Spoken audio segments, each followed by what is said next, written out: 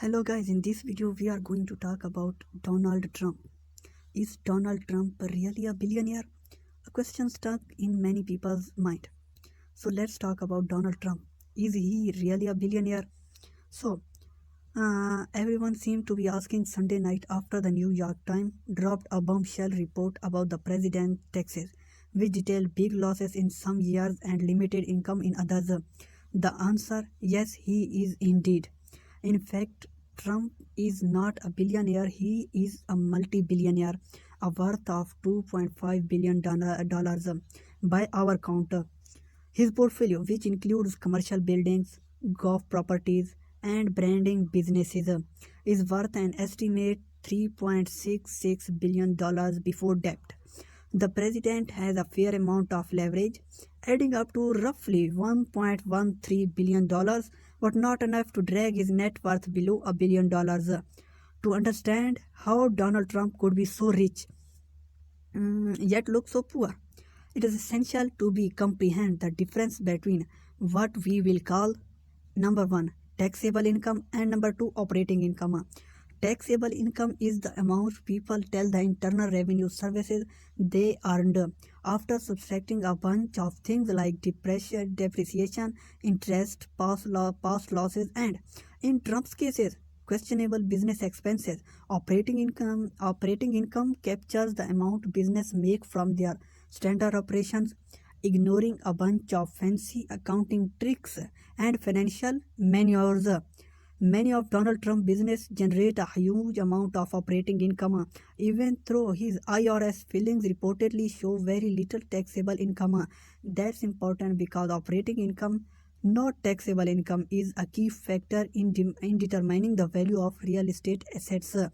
Investors want to know how much building throw off in annual profits, what happens after that on personal tax return, the level of financial wizardry that a seller might use to make their operating profit look like a loss and thereby avoid taxes.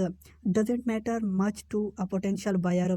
There is the tax world and then there is the real world, says Eric Anton, a commercial real estate broker in New York City. There are totally different.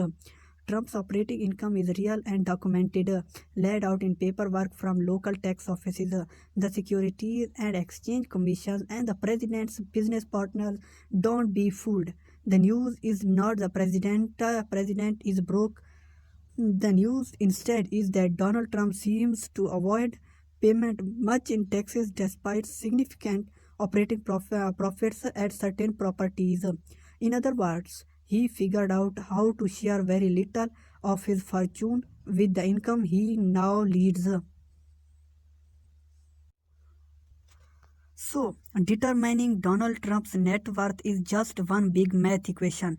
Add up the values of the assets, subtract the value of the liabilities. Of course, figuring out what an asset is worth isn't always easy. For a commercial real estate building, it requires examining the location, the square footage, the valuation, multiples, and the income.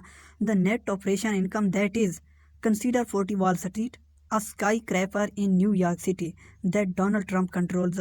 Documents filed with the Security and Exchange Commission show that Trump's not operating income was $8.1 million in 2019. There are 1.2 million square feet in the building, according to a different document filed with the SEC.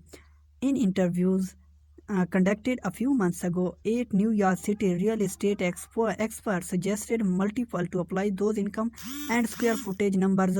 On average, they thought the net operating income should equal about 5.4% of the value.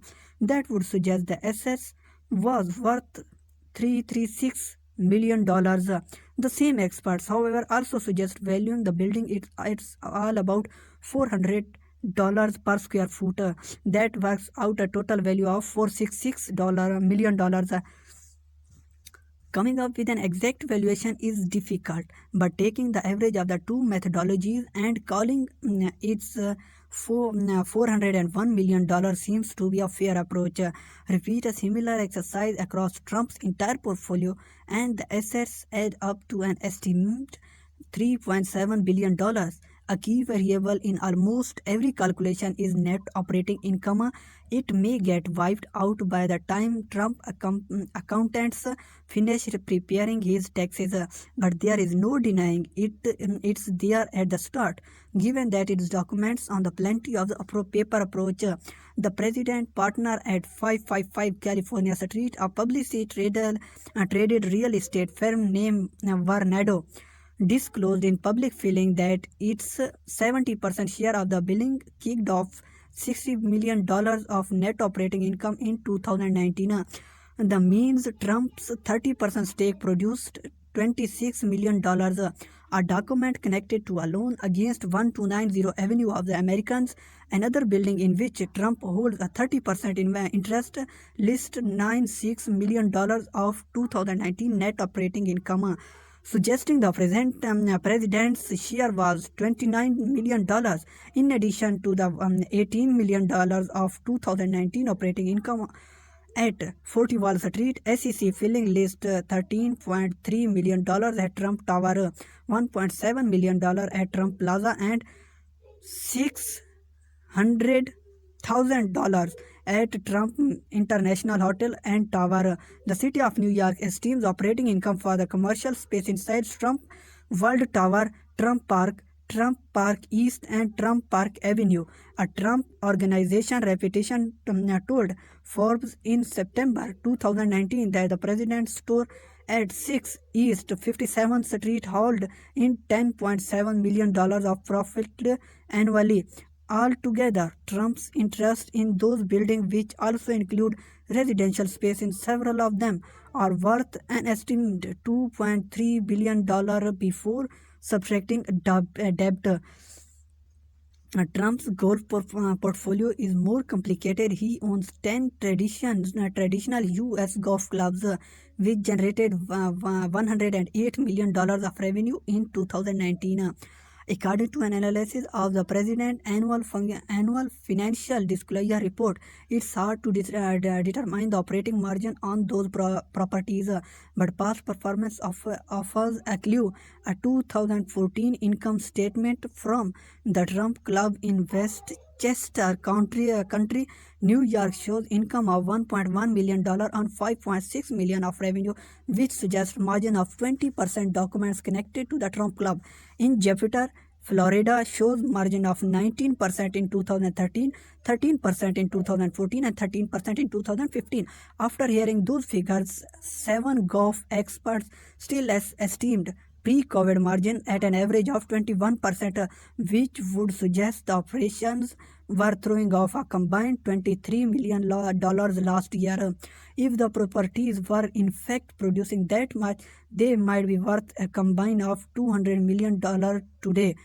Even if they are all losing money, they should still be worth at least $100 million.